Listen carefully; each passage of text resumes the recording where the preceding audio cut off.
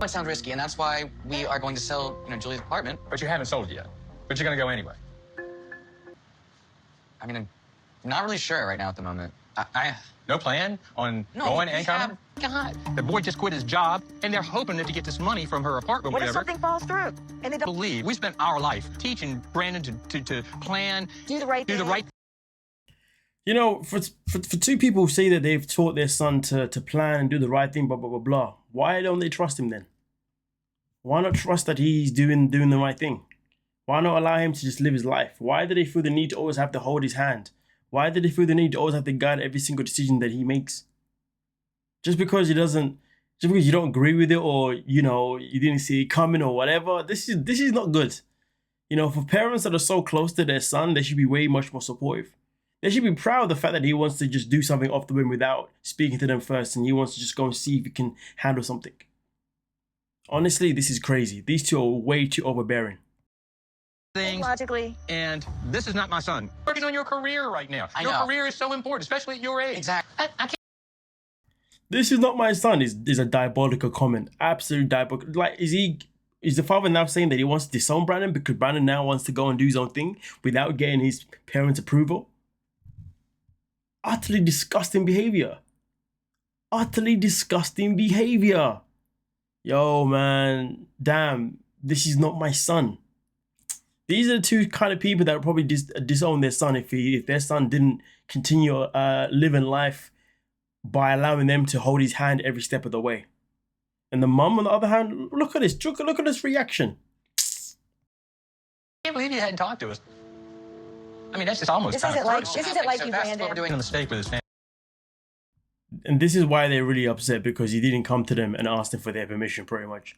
Wow, imagine being a grown man and you can't do anything. You can't even breathe without your parents knowing about it because they have to give you the approval. At his age, that's just sad. This is why I always say, be careful what family you marry into. Choosing someone to marry is the easy part. The family you're marrying into is the harder bit. Tell you this now, listen, if I don't like the family don't like me, I'm out. And because there's so many people that end up being in a relationship with somebody who they love, but then because they don't like the family, they end up pulling that person away from their family. Sometimes it's for the good, sometimes it's for the bad.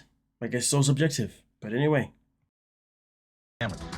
This family loves you, and you're putting a wedge in between our son and us. Imagine your dad literally pointing the finger at your wife and saying your wife is a problem. How are you gonna allow your dad to disrespect your wife like that? You've made the choice to want to move with you've made the choice to quit your job to go and live life with your wife, and your dad says it's all her fault. Disrespects her. I ain't gonna lie to you. I've been in this situation myself. Many years ago with my first ever long-term ex, my mother, we used to speak ill about her, and I was like, what's this about, man? It made me respect my mom less. You see what I'm saying? That's not cool business.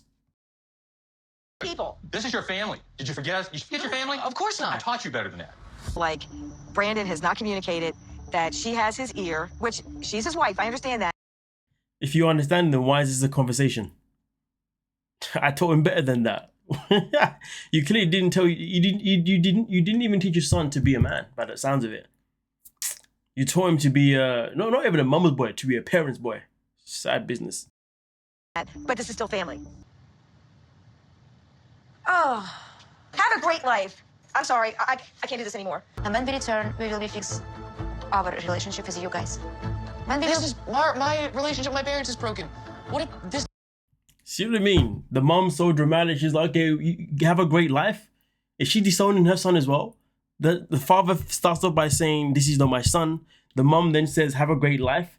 Are they really saying these things as if they're about to disown their own son purely because he wants to go and make life decisions on his own? Because he wants to try and save his marriage? I mean, their son's lucky that he still has a marriage based on their involvement. But then you see Brandon having a meltdown. The parents knew what they're doing. They knew that their son would end up having a meltdown up over them. They knew that they would be able to get in between their son and this decision he's made here for his own relationship. So now he's sitting there. Julie's trying to say to him, don't worry, let's go live our life, and then when we come back, we can repair it. Brandon's like, yeah, but what if I go live my life with you and we don't work? And then that means I won't have you, and I won't have my family neither.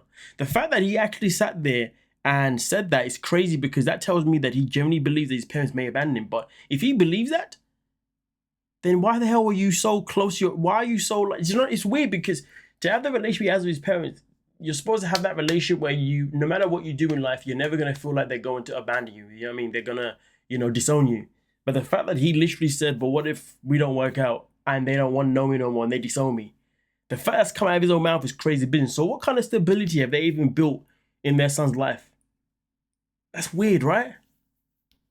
Either way, though, that's definitely not the response that Julia was looking to hear.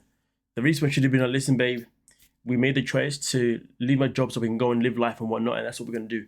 And when I get back, if my parents obviously if my parents really have always been my parents, well, then they'll still be when I get back. If they're not, it tells me everything I need to know. That's the kind of reaction she'd be given, really and truly, right? But don't get it twisted, though. What I'm saying there is only based on if you got a good relationship with your partner.